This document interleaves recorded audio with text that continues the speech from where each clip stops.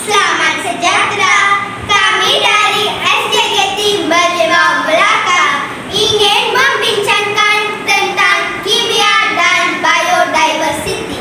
Kimia merupakan salah satu bidang ilmu sains yang mengkaji tentang sifat, komposisi, dan interaksi antara diri.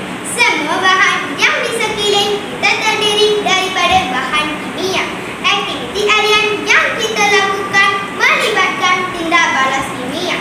Contohnya, dalam bidang makanan, kita menggunakan bahan kimia seperti pengawet, pewarna, perisap, pensabit, dan sebagainya.